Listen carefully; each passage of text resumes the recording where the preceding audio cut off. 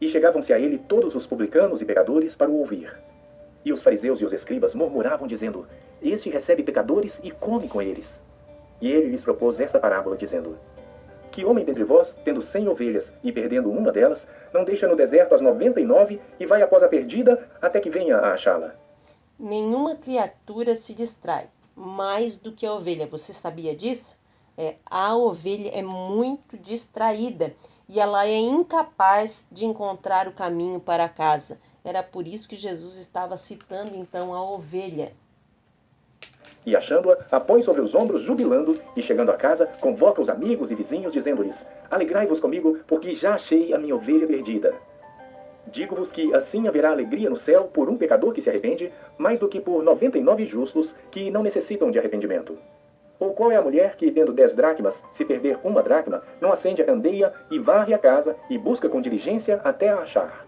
E achando-a, convoca as amigas e vizinhas, dizendo: Alegrai-vos comigo, porque já achei a dracma perdida. Assim vos digo que há alegria diante dos anjos de Deus por um pecador que se arrepende. E disse: Um certo homem tinha 2 filhos. Bom, antes de nós entrarmos aqui na parábola do filho pródigo, nós temos que entender que não existia luz elétrica e mesmo de dia era ruim de ver. A dracma, para você anotar aí no seu caderno, dracma era uma moeda geralmente de ouro, cerca de 8,4 gramas. Cada moeda era de um valor considerável, servindo então assim para a mulher de poupança. Geralmente ela recebia do seu noivo e também era um sinal de que ela saberia guardar ou não aquilo que o marido traria para casa. Perder uma dracma, além do seu valor financeiro, também tinha um grande valor no sentido de que se a mulher perdesse, era sinal que ela não seria uma boa esposa, ela não era uma mulher prendada, cuidadosa, zelosa com as coisas do marido. E o mais moço deles disse ao pai: Pai, dá-me a parte dos bens que me pertence. E ele repartiu por eles a fazenda. E poucos dias depois, o filho mais novo, ajuntando tudo, partiu para uma terra longínqua e ali desperdiçou os seus bens, vivendo dissolutamente. E havendo ele... Bom, aqui né, nós vemos algo interessante. No Oriente, a pessoa mais séria era o pai, segundo o filho mais velho. Mas neste caso, o que acontecia?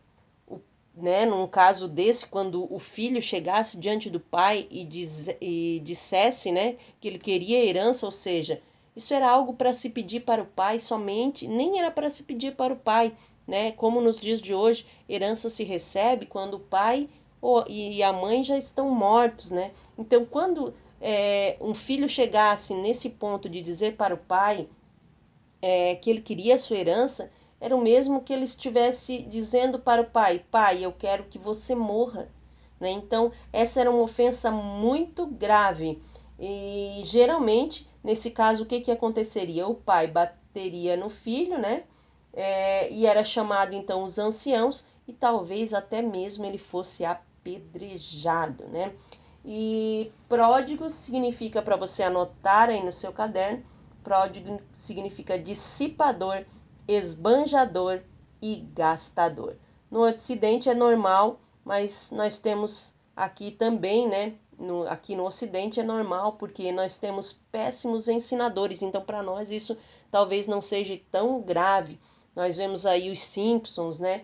Onde a gente vê que o Homer Simpson é sempre ali zombado e não é respeitado pelos seus filhos. Também temos aí o Pernalonga, que não respeita nada nem ninguém. Os Jetsons, que era a família do futuro, você vê que o pai também é desonrado.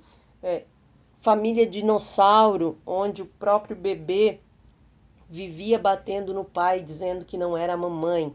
Né? Então nós temos aí já um ensinamento para as nossas crianças desde pequeno, esses ensinamentos que trazem a figura paterna como um bobalhão, né? Mas isso é totalmente contrário àquilo que o Senhor nos ensinou, aquilo que o Senhor trouxe para nós, está escrito na palavra dele, né? Então, lá no Oriente é algo desonroso, porque o pai era muito respeitado. Bom, nós vemos aí sobre. Eu quero colocar aqui para você anotar aí no seu caderno que nós vamos ver essas 3 passagens juntas, né? A passagem do filho pródigo, a da ovelha e a da dracma. Então, para você anotar aí no seu caderno, para você saber, será que você é uma ovelha? Será que você é uma dracma? Ou será que você é realmente um filho que talvez seja pródigo?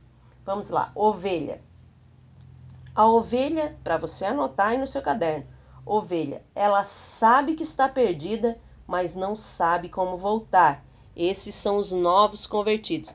Aqui isso que eu vou passar para você é para que você entenda também, principalmente se você é obreiro, é líder, talvez você não entenda por que o seu pastor ou o seu líder muitas vezes não vai atrás de você e você usa a seguinte frase: ah, eu sou uma ovelha e o pastor não vem buscar a ovelha.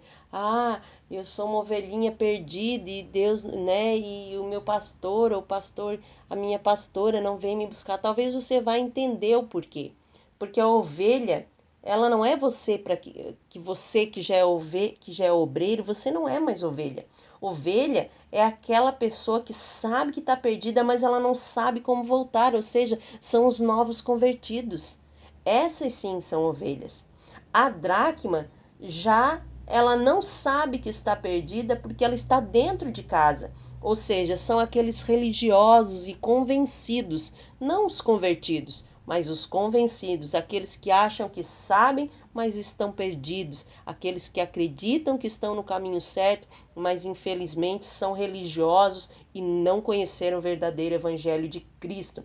E o filho é aquele que saiu, que sabe e ele até quer voltar, porque ele conhece o que tem na casa do pai. Ele conhece o pai, ele sabe o quanto o pai é amoroso. E se você é filho, você é aquele que já conhece a verdade. Principalmente você que é obreiro, que é líder, né? Você que já tem um cargo acima. Não que eu estou dizendo que os outros não são filhos, não, mas eu estou dizendo todo obreiro ele deve se considerar realmente filho. Por quê? Porque ele já sabe, ele já conhece o pai. Se você não sabe e não conhece o pai, você não deveria nem ter aceitado a unção sobre a sua cabeça, né? Porque o filho, ele sabe, ele conhece o pai. E o detalhe do filho é que não é o pai que vai atrás dele, mas sim é o filho que volta. Então, talvez você que é obreiro, está afastado dos caminhos do Senhor, você que já foi líder, você que conhece, ei, volte para a casa do pai. É você que precisa voltar. Quem é filho, volta para o pai. Porque uma vez filho, sempre filho. Não existe ex-filho. Existe ex-drogado, ex-esposa, ex-marido, ex tudo nessa vida. Agora, filho é sempre filho. Então, se você que está me ouvindo nesta hora, nesse estudo, volte para os braços do Pai, que Ele está ali esperando de braços abertos e vai devolver para você tudo aquilo que Satanás tirou de você. Né? Aquilo que ele já tinha dado, ele não tira. Está tudo lá guardadinho, só esperando a sua volta. Então não espere que um pastor, que um líder vá atrás de você. Venha você, porque o filho da nossa história, ele volta sozinho. E o pai o abraça e o recebe com todo o amor que nós sabemos que o nosso Pai Celestial tem por cada um de nós. Ele gastado tudo, houve naquela terra uma grande fome e começou a padecer necessidades. E foi e chegou-se a um dos cidadãos daquela terra, o qual o mandou para os seus campos a apacentar porcos. E desejava encher o seu estômago com as bolotas que os porcos comiam, e ninguém lhe dava nada. E, tornando em si, disse: Bom, este era considerado o serviço mais degradante, não somente pelos judeus, mas também por outras nações. Os egípcios, por exemplo, os cuidadores de porcos eram completamente isolados da sociedade. Eles não podiam sequer adorar os deuses ou mesmo se casar nas camadas mais pobres da sociedade. Eles eram totalmente excluídos de tão humilhante, de tão para eles era tão abominável, era degradante esse serviço de cuidar de porcos. Quantos empregados de meu pai têm abundância de pão, e eu aqui pereço de fome? Levantar-me-ei, e irei ter com meu pai, e dir-lhe-ei: Pai, pequei contra o céu e perante ti. Já não sou digno de ser chamado teu filho. Faze-me como um dos teus empregados. E levantando-se, foi para seu pai. E quando ainda estava longe, viu seu pai e se moveu de íntima compaixão e, correndo, lançou-se-lhe ao pescoço e o beijou. E o filho lhe disse: Pai, pequei contra o céu e perante ti, e já não sou digno de ser chamado teu filho. Mas o pai disse aos seus servos: Trazei depressa a melhor roupa, e vesti-lhe e ponde-lhe um anel na mão e sandálias nos pés. Bom, anel e sandálias eram marcas de um homem livre e sinais de honra e dignidade. Antigamente, os escravos tinham suas sandálias removidas quando eram libertados, e eles recebiam então novas sandálias. Trazei o bezerro cevado e matai-o, e comamos e alegremo-nos, porque esse meu filho estava morto e reviveu, tinha se perdido e foi achado. E começaram a alegrar-se. E o seu filho mais velho estava no campo. E quando veio e chegou perto de casa, ouviu a música e as danças. E chamando um dos servos, perguntou-lhe que era aquilo. E ele lhe disse: Veio teu irmão, e teu pai matou o bezerro cevado, porque o recebeu são e salvo. Mas ele se indignou e não queria entrar. E saindo seu pai, rogava-lhe que entrasse com ele. Mas respondendo ele, disse ao pai: Eis que te sirvo há tantos anos, sem nunca transgredir o teu mandamento, e nunca me deste um cabrito para alegrar-me com os meus amigos. Vindo, porém, este teu filho, que desperdiçou os teus bens com as meretrizes, mataste-lhe o bezerro cevado. E ele lhe disse: Filho, tu sempre estás comigo, e todas as minhas coisas são tuas. Mas era justo alegrarmos-nos e folgarmos, porque este teu irmão estava morto e reviveu, e tinha se perdido e achou-se.